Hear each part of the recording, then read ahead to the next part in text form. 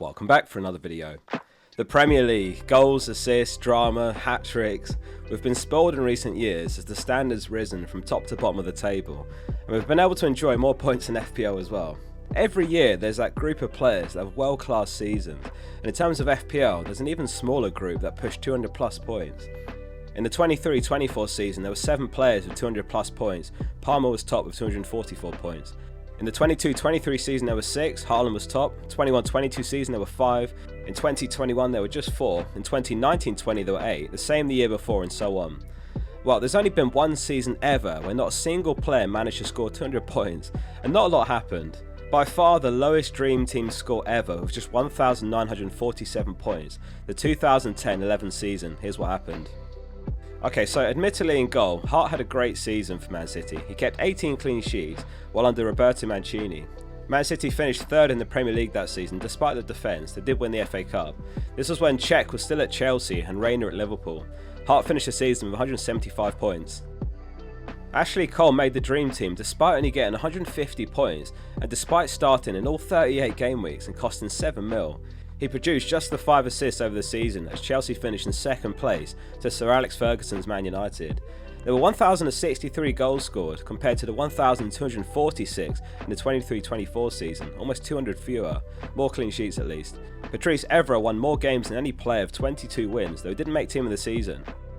Given the massive drop-off in goals, the defenders did well, and one shining light was Baines, who got 5 goals, 11 assists for 178 points, and is even on penalties for Everton. Incredibly rare that we get defenders on penalties, and it was no surprise the following season he started at 8 million in the 11-12 season. Only 6 defenders have ever started a season at 8 million in fact. He played in all 38 matches. Lastly, Hangeland, the huge Norwegian centre-half, started in 37 or 38 matches, and it's no surprise due to his height, 6'5", he managed 6 goals that season.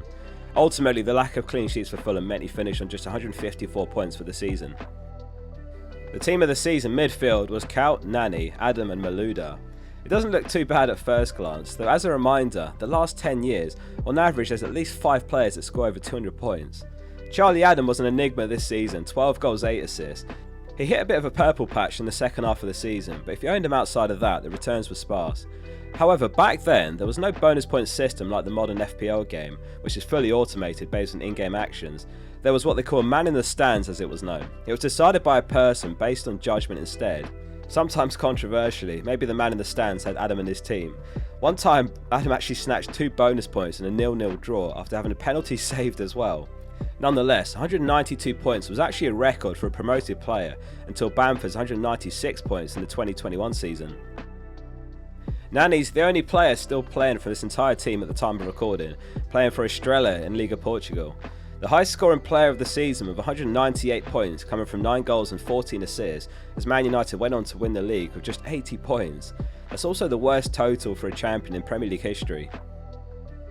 Malouda played in all 38 games for Chelsea and he started the season exceptionally well with 6 goals in his first 5, but he only went on to get the 13 goals and 4 assists for the entire season. Dirk Kuyt was a fan favourite at Liverpool, a tireless right winger, and he managed a respectable 13 goals and 8 assists, but ultimately Liverpool finished 6th and outside of a European spot. Remarkably, that season Fulham and Stoke qualified for Europe, Stoke from coming runner-up in the FA Cup, and Fulham qualified via England's fair play berth. A disappointing end to the season under Dalglish, losing their final 2 matches just to miss out on Europe, 177 points for Kuyt. The team of the season front 3 was Tevez, Berbatov and Drogba. Berbatov and Tevez were the league's joint top scorers, albeit just 20 goals scored. Now Berbatov famously scored 5 goals against Blackburn, but he wasn't in many teams, and Ferguson benched him in the next league match. 20 goals, but 11 of those came in 3 games. Man United only scored 78 goals in total to win the league.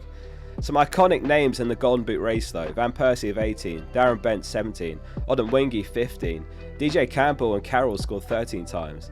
Suarez arrived in the January window for Liverpool and the rest is history. It's actually on this exact day of this upload, the 4th of December, back in 2013, that he famously got 24 points against Norwich.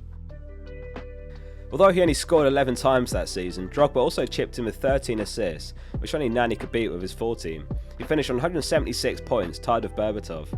Carroll didn't quite make the team of the season, but the following year he'd go on to sign for Liverpool and he'd get the biggest price rise in FPL history, going from 5 mil to 10 million. Well, up until a certain Cole Palmer anyway, 13 years later, it went from 5 million to 10.5 mil for a 5.5 mil rise. In the 2010-11 season, the wildcard was the only chip as well. Free hit, bench boost and triple captain didn't exist then. It wasn't until 5 years later that the all-out attack, the bench boost and the triple captain chips were introduced, all-out attack later getting replaced by the free hit for the 2017-18 season. Chris McGurn would go on to win FPL with just 2,372 points. For comparison, at least 400 more points than that are needed to win FPL nowadays.